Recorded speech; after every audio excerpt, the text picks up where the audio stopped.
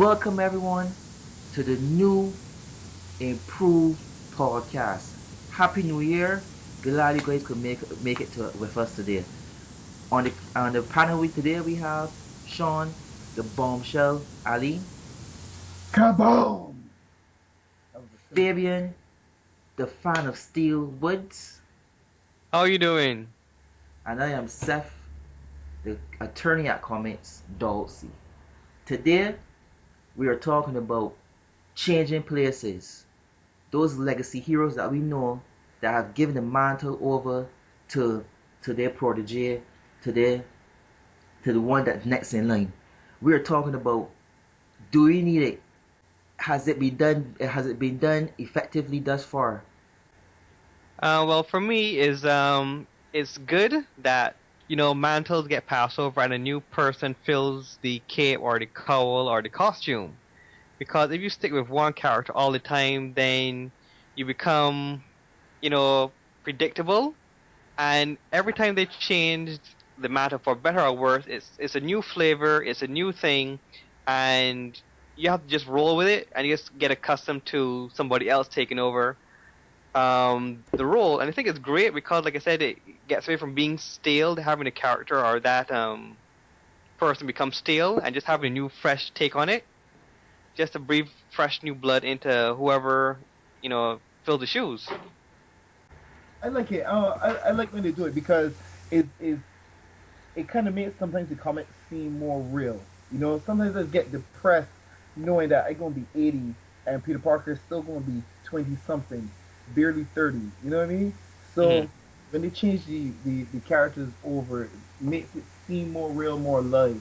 It gives the books more longevity. Well, I'll go with the devil's advocate in this because I believe if you change, if it's a change of the guard, you change the legacy character. I believe that you should change everything. I believe that if you change, let's take for instance, Peter Parker. If you change Peter Parker from being Spider-Man, the next person shouldn't take on the mantle and be Spider-Man, be something else. I could understand you take the same theme of a spider or something, but don't go as Spider-Man and do the same things where we shoot him and stuff like that. Try to give give honor the legacy that the person brought in front of you, and then change it to make it your own. But then Mm. that would be like a betrayal of like the theme, because if you're saying, yeah, you're Spider-Man, but don't shoot webs or don't stick to walls, then what really makes you No, Spider-Man? no, no. That's what he's saying. I'm not Spider-Man. Cause for me to say that the same accident that caused you to gain your powers, or the mutation that caused you to gain your abilities and stuff like that I have the same one to it passed on to me. Hmm. That's to me that's far fetched.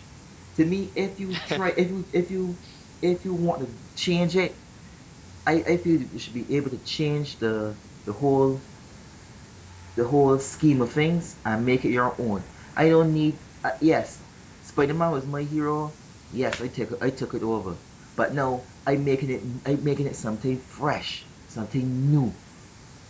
So in essence, you're not satisfied with any of the mantle being switched over, because basically they've had basically the same powers, they're just a different face under the mask.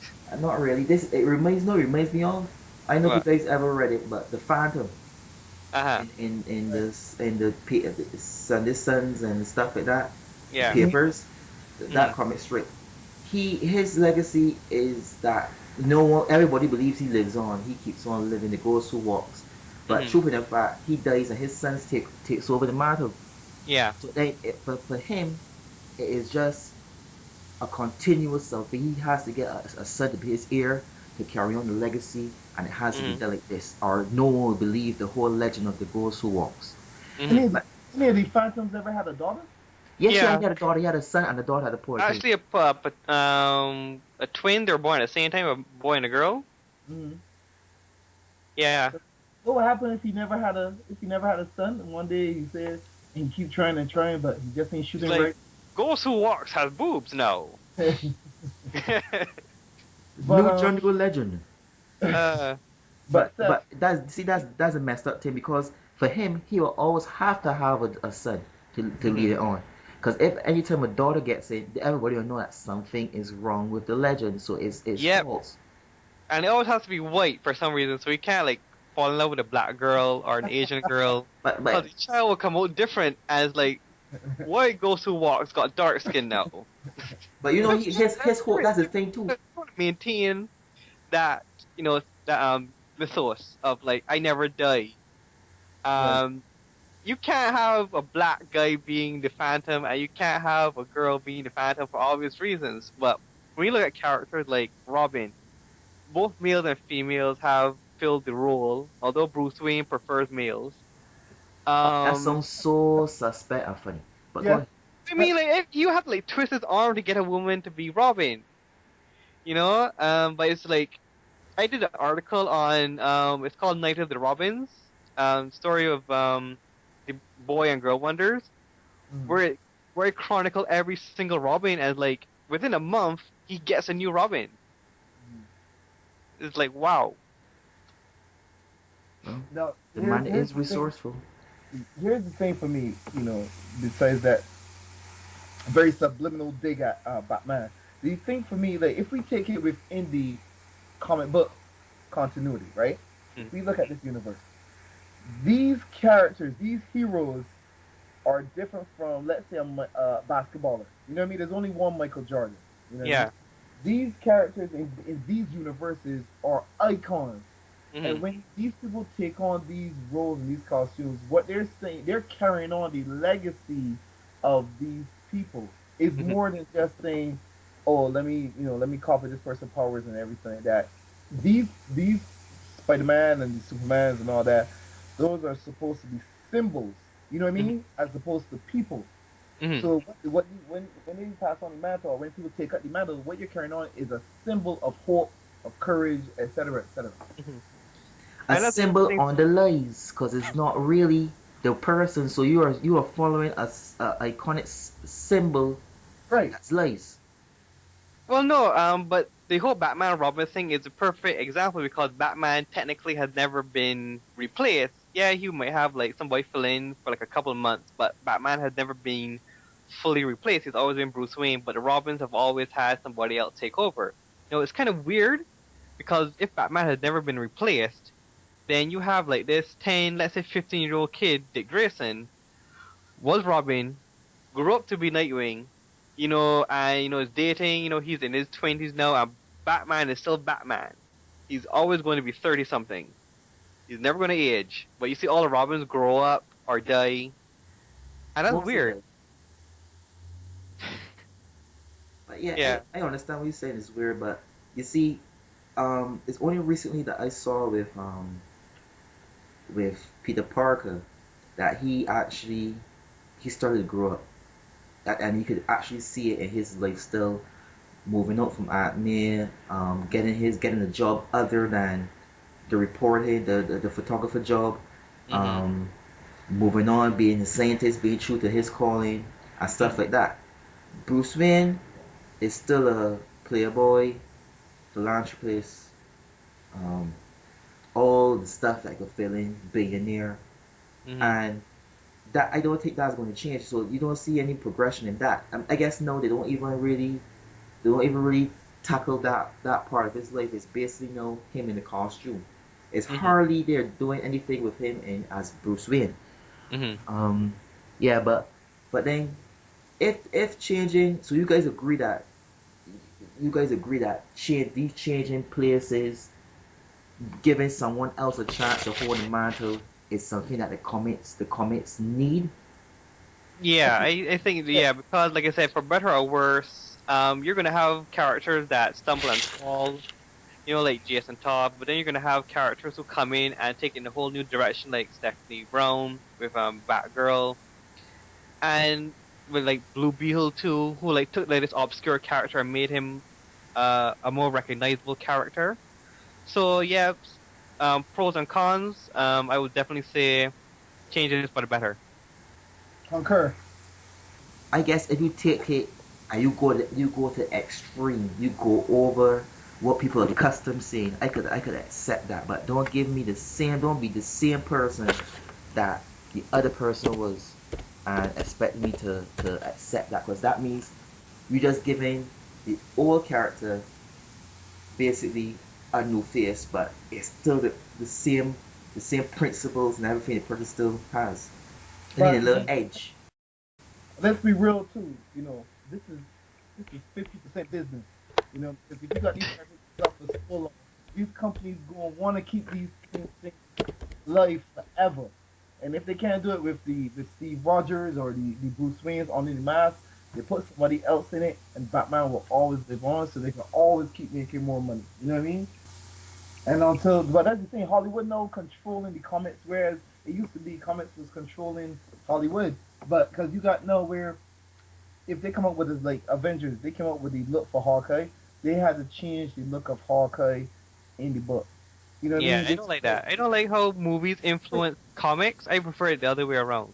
Exactly. Like when they had Spider-Man with the organic weapon, right? Even though Yeah. I like the idea of the organic weapon because Sam Raimi said if he if he gathered all these other powers from a spider, why Mhm. not use to have weapons? Which I was like, okay. But in the comic book, it was always Peter Parker used his smarts to create these things, and they did a whole storyline where they made Peter into a spider just so he could have organic weapon. Okay, could you help it up, please? So that's why, yeah, if these movies keep controlling comic books, that's why Mhm. these characters will never die. Mhm. Although, they could do something where is a one shot or alternate universe. That's why I like DC Elseworlds, Mhm. where they show other characters within the costumes. You know what I mean? It was like almost like they was passing on the costumes, passing on the mantle. You could Yeah. do all these different stories without having to worry about continuity. You know what I mean? Mhm. That's why I like it more. Well, I think it's once again I think it's 50-50. I think there is some merit to that because I do like the way that DC comics is set up where they're built on legacy characters. You know what I mean? These a lot of people that were up in the old days, they pass on the costume to their family members or friend or whatever like that, and keep the legacy alive. So I like that. But in the reality situation, I think some companies and some writers do it so that they can always and this is a tough one for me, Seth, because the character that I'm working on, Azon, that I'm trying to publish for myself, is a legacy character that there's always an Azon, there's always the person passing it on. So I didn't do it at first so I could always milk the character. I wanted it to be part of the mythology of the character, add some richness to it. Well, at this time now, we go break transmission for this news for some news.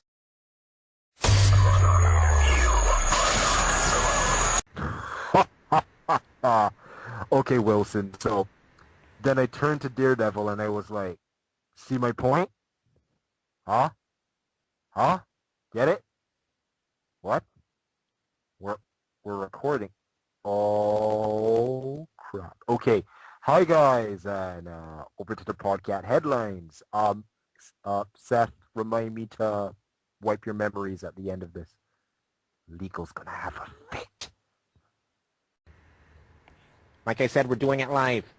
No, I'm not reading the... We're doing it live, damn it. Okay. Hello, folks. This just in. The headlines. John Hamm, madman at heart, is now a strange one. Hamm has been casted as the Sorcerer Supreme in the 2016 movie release. Hamm in a cape? Mmm. Sounds like a pig in a blanket. A yummy. More just in, folks. Bruce Banner's really going green. Actor Mark Ruffalo, an eco-activist, is seeking to bring awareness to hydraulic fracturing. Janet, Google it. I guess that was never an issue when he was smashing the hell out of New York. I don't get it. All right, we're moving on. An unfortunate event, folks. Ben Affleck has broken his leg. This has caused WB to push back their film to May 6, 2016. This may either give them the means to match Marvel's Ant-Man, or at least make the film match the tentative title. Every DC superhero property we own in one Hail Mary attempt to outshine Marvel's Avengers success. Please watch it. They need money. Last one in, folks. Mr. Clean joins the Justice League in April 2014. What? A call from legal? Legal? I read it right. That's not Lex Luthor. Lex Luthor. Oh. Fine. They're threatening what? Fine. I'll read it. I'm sorry. All right. Sorry about that, folks. Lex Luthor joins the Justice League in April 2014. With Lex and Captain Cold on the roster, this reporter can see the team being renamed Bad Guys Inc. pretty soon. Also, this newscaster sees himself being sued even sooner. Well, that's all for the news, folks. We'll catch you at the next Podcast Headlines. So long.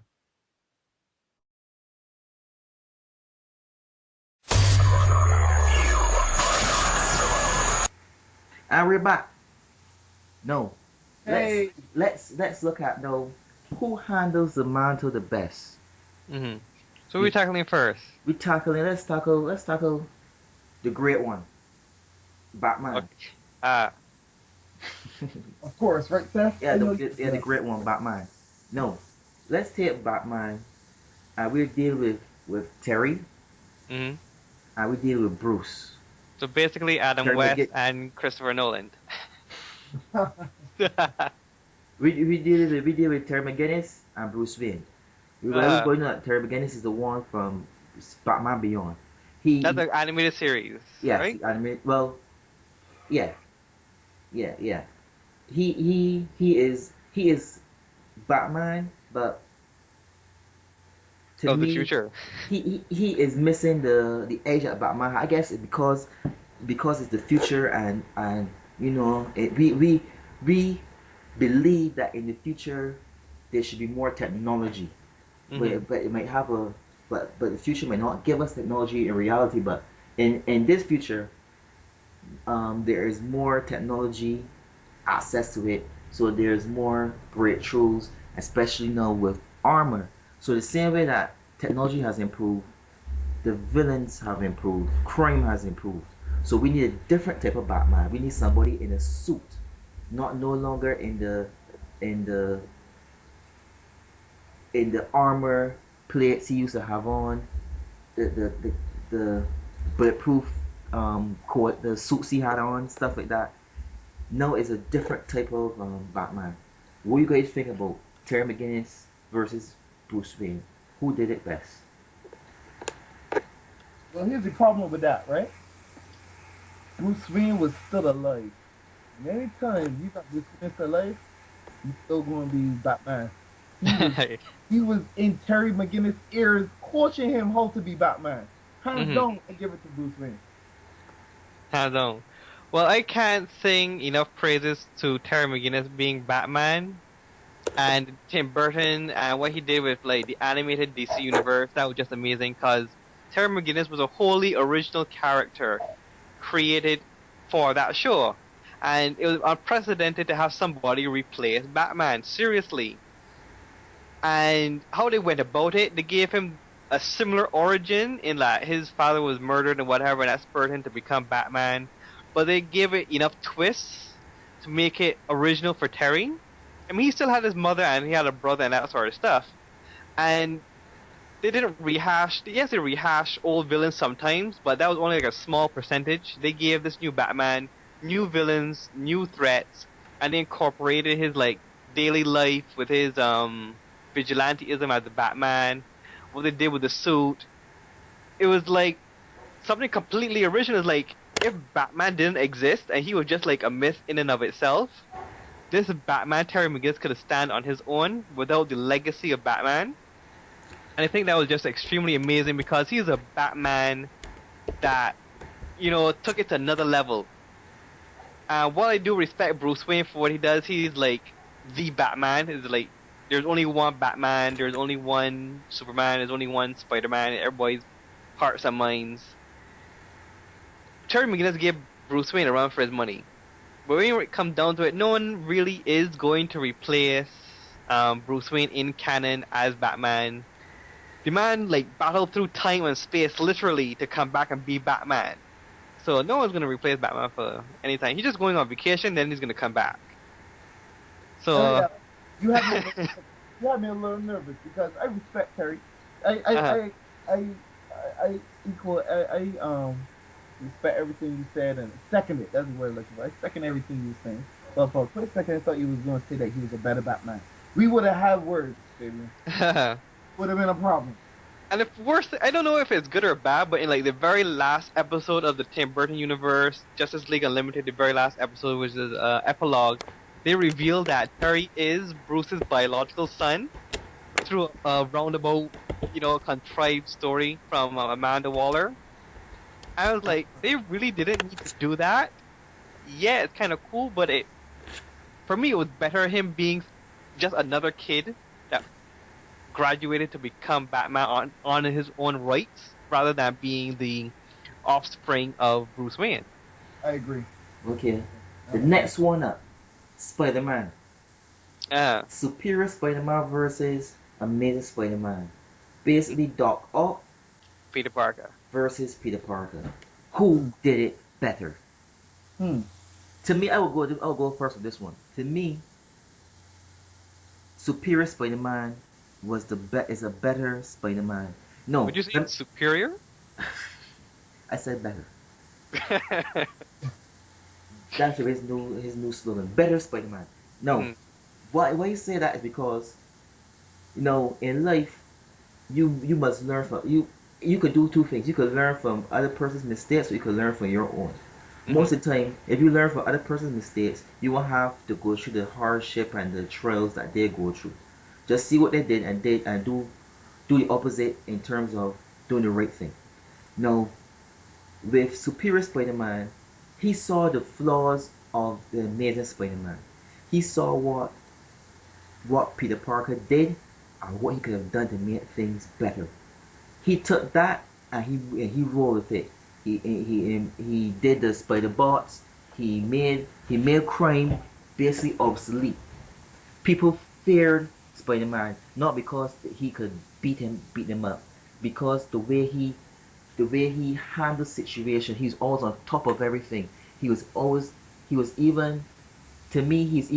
Although Peter Parker was supposed to be the smarter one, I don't know if in terms of intelligence who was smarter, but Octavius, he used his intelligence to be more productive than Spider-Man. Spider-Man was just doing things it was just going through the routine, and it just showed that even with Octavius going through the same routine as Spider-Man, he handled it better.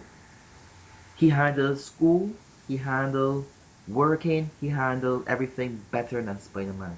Amazing Spider-Man, Peter Parker. Let me give you a challenge then, Seth, right? Answer this question. Because he utilized certain tools better, did that make him a better hero? Does that make him a better Spider-Man? What does Spider-Man stand for? No, that's a question. What does Spider-Man stand for? Great responsibility. Right. With great power comes great responsibility. That's his motto. He doesn't have anything like how Captain America has a idealism that he is the embodiment of America and what they stand for, the standards and stuff. He is just a hero, a person that has ability, power, that uses it the right way. So could have easily gone and be a villain or someone that just seeking profit. He is just trying to do what he believes is the right thing, which is going against deviant behavior, basically the typical bad guy, the typical mugger, someone that's trying to unfair a honest citizen, just doing something that society would say that's not right. That's all I see Spider-Man really doing. What do you think? Fabian? What do you think? Well, Spider-Man for me, I think he hasn't been replaced as well as he could have been. I mean, for me, Spider-Man has been like the ultimate superhero in that whatever tragedy befalls his life. I mean, Spider-Man has gone through some horrendous stuff, more so than most superheroes go through in 1 year. Sorry, in their whole lifetime. And he always comes out, always the positive guy. He like, oh, I'm retiring, and then he goes back.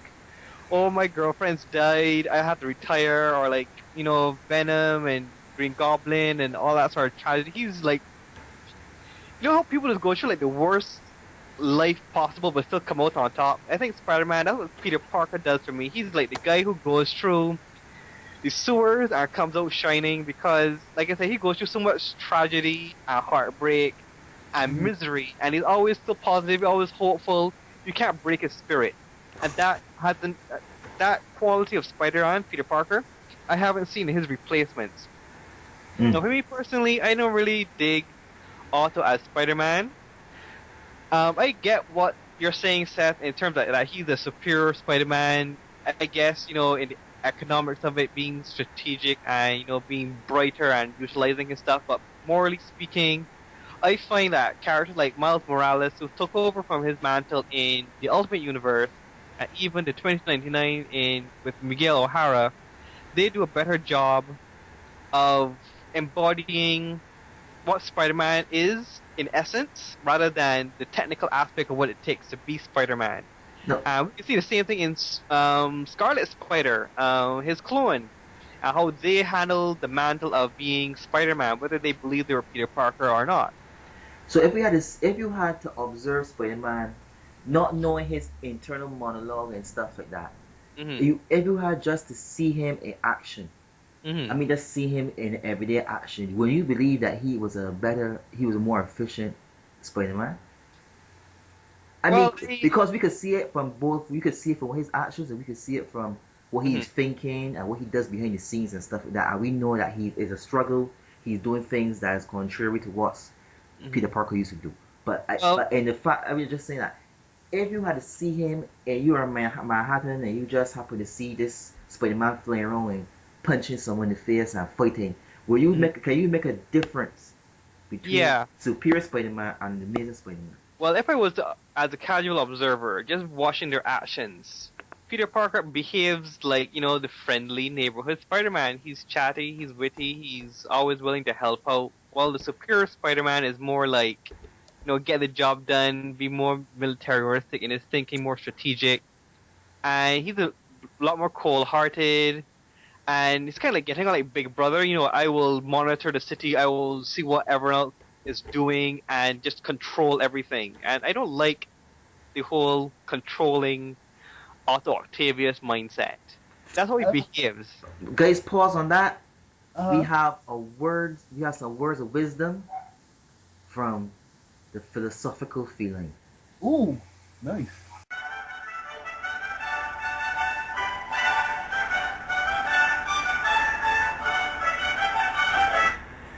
The philosophical feeling says, if Grayson became the Dark Knight, would that make Batman a dick?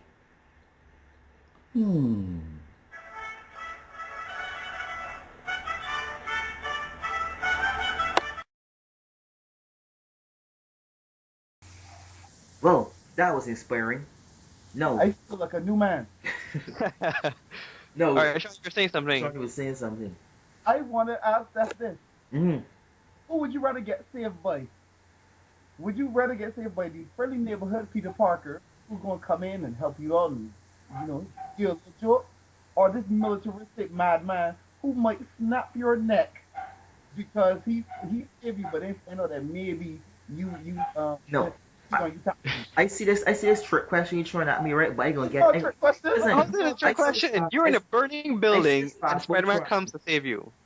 No, this is how I gonna handle this question. No. This makes so strange. Doctor Strange. This is a tricky one. You see with superior Spider-Man, you will get saved. You will not get enjoy your day. That's the only thing you may not get. But with But you see, Superior Spider-Man has more to lose and more to prove than Peter Parker. No, Peter Parker that is his personality naturally. That's what he does. Now if Superior Spider-Man saves you and he does it wrong, let's say he does when he say does it wrong, he probably throw you down the ground without so he instead of place you down. That is going to affect him differently than how it will affect Peter Parker. Because no, he will not go now and figure out what he should have done better, a more effective way, the trajectory he should take to get to this area and to land better so you could be saved. Peter Parker. You know, Seth, you're dead. In that scenario, you're just mentioning you're dead. So I just see. Let me just work out the calibrations of the trajectory of everything. He's on his chalkboard, you know, doing like the diagram and stuff. How could I have saved Seth? Oh well, I'll work on that later. He would chalk you up as a casualty, Seth. Yeah. Honestly, he would. He would. That's the truth. He would. He would just. He sees this as a job he has to do. Collateral damage. Because of the position he's in, and he has to prove to himself that he is better than Peter Parker. Like best right now he's doing is just proving himself that he's better than the Peter Parker that was. That's his handicap. That he's trying so hard to prove he's better. Yeah. No. Let's move on to the next characters. Now we're going back into DC now. We are dealing with the Green Lanterns. Well, we all know that there are numerous Green Lanterns. There's 5 Green Lanterns from Earth, but we're going to deal with 3. We're going to deal with my favorite because he's such a jerk. Guy Gardner, Hal Jordan, and John Stewart. Who does it best?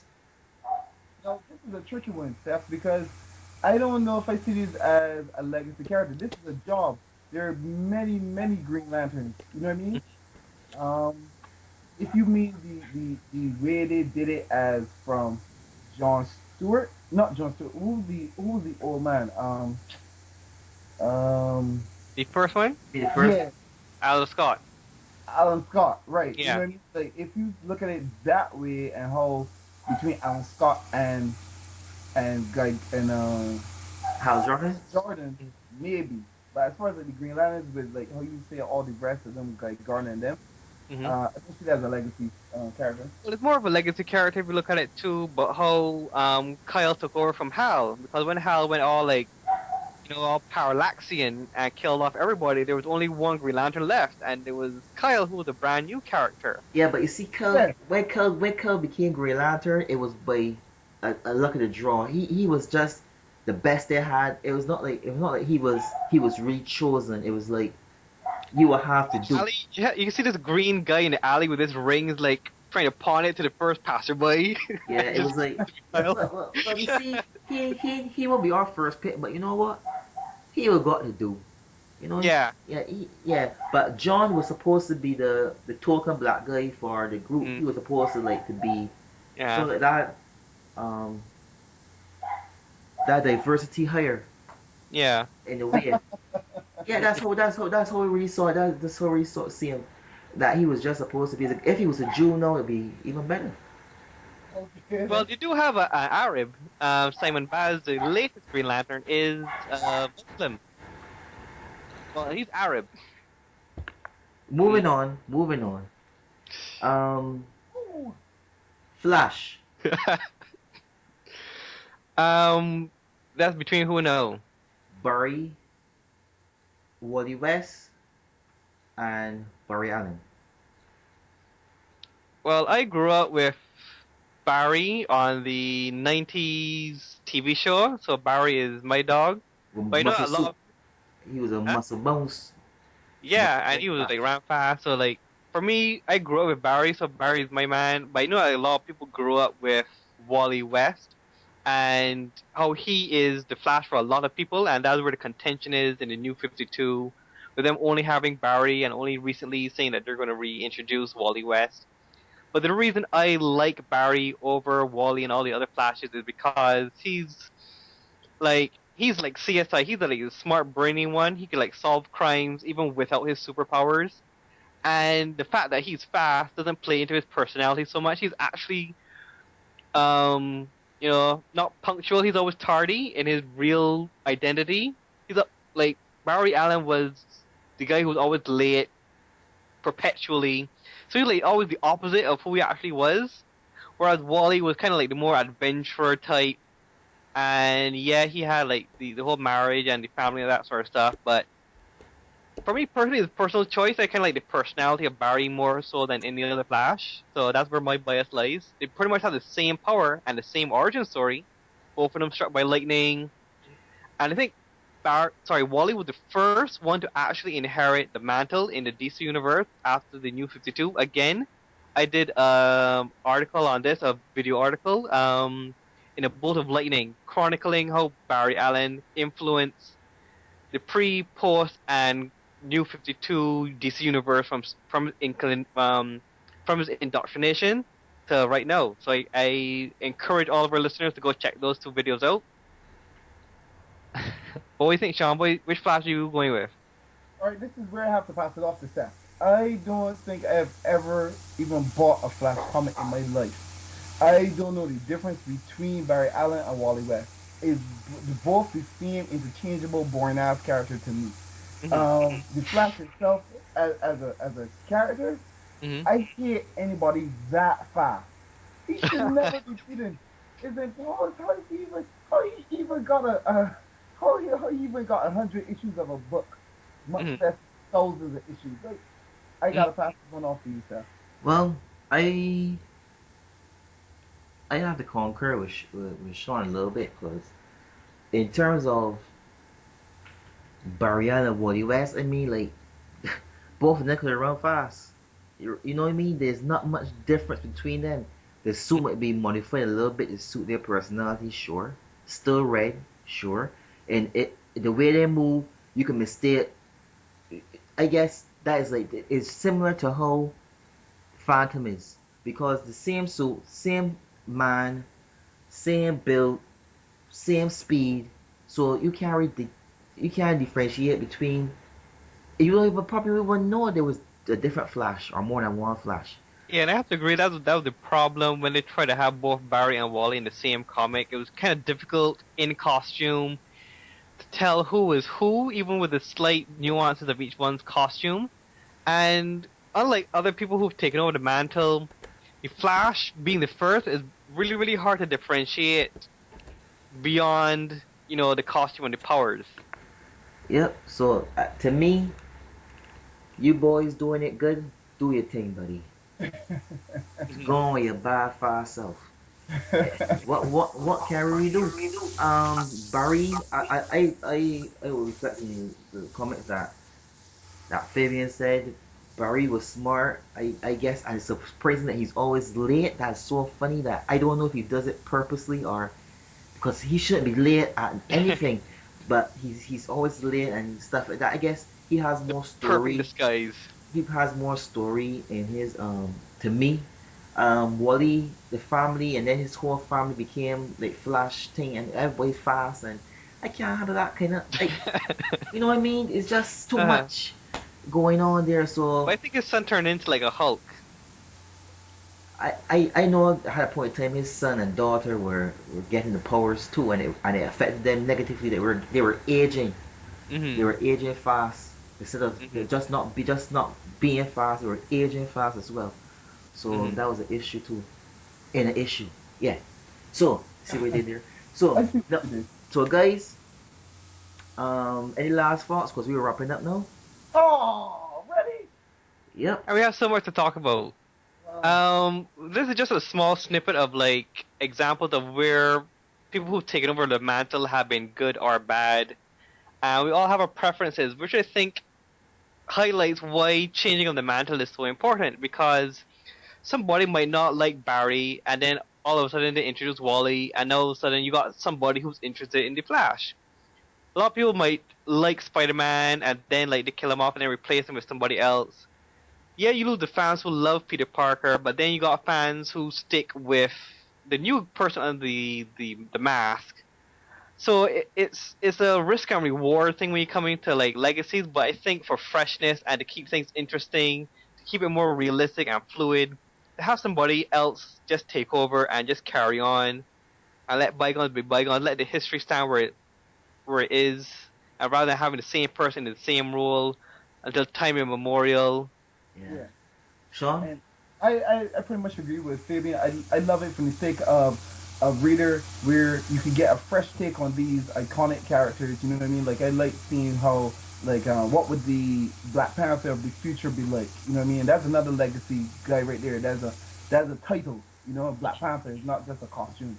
And it gives the readers something fresh and you know, hopefully it would give the writers a new angle for these guys that they have to write over and over and over again. When you pass it on, they can maybe they can feel refreshed and do something creative. I think it's good for the industry as a whole. Like I said, I'm a little bit biased because my main character that I'm coming up with is a legacy type character, and a friend just mentioned an idea to me, and he was doing a story about in the future. He was like, maybe our characters could cross over, and I instantly thought of like, what would a Zon of the future be like? And it had me revved up to do something new with this mantle. You know what I mean? So, you know, I like it. Hopefully, we'll see some more unique changes though, because as much as I may not really like the storyline of Dr. Ock taking over Peter Parker's body, I do respect the argument that Seth had of all the things that he did, you know what I mean, and the inventive ways that he recreated Spider-Man's mythos. So I hope that writers do more imaginative types of passing the mantle type stories. Well, ain't gonna happen no more because Peter Parker is coming back. Yes. No. So, how do you like those apples? No, Mm. guys, great show. Thank you guys out there for listening, And gals. and gals. We ain't discriminating. So, I leave this word of wisdom with you. Read comments and prosper. See you guys later.